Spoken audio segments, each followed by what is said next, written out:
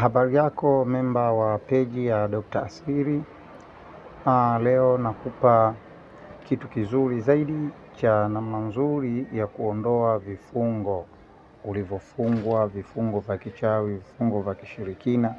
Utaviondoa vifungo hivi kupitia hii kufuri unaoiona mbele yako. Hii kufuri utaifanyaje ili kuondoa vifungo hivi?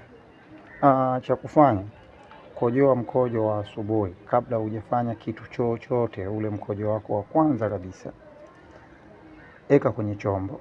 Ukishaweka kwenye chombo mkojo wako, chukua kufuli hii unaoiona hii mbele yako, au kama utakuwa na kufuli aina nyingine, ili mradi iwe kufuli tu.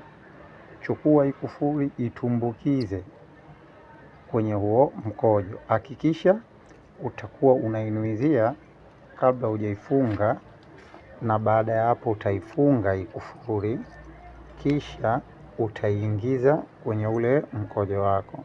Kisha ingiza kwenye mkojo wako, uache ushinde mule. Kesho yake asubuhi mapema ichukue hii kufuli yako, nenda mahali ambapo kuna idadi kubwa ya watu, aidha sokoni au sehemu ambao unaamini ukiacha hii kufuli basi itaonekana.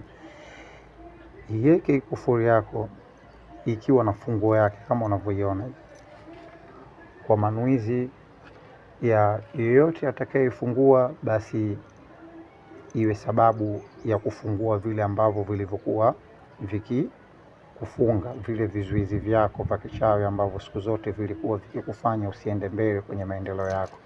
Kisha rudi nyumbani, na kuhakikishia akiokota mtu na akaifungua, basi ndio itakuwa mwisho wa hivyo vifungo vilivyokuwa vinakusumbua kwa muda mrefu. Hii ni nyepesi sana.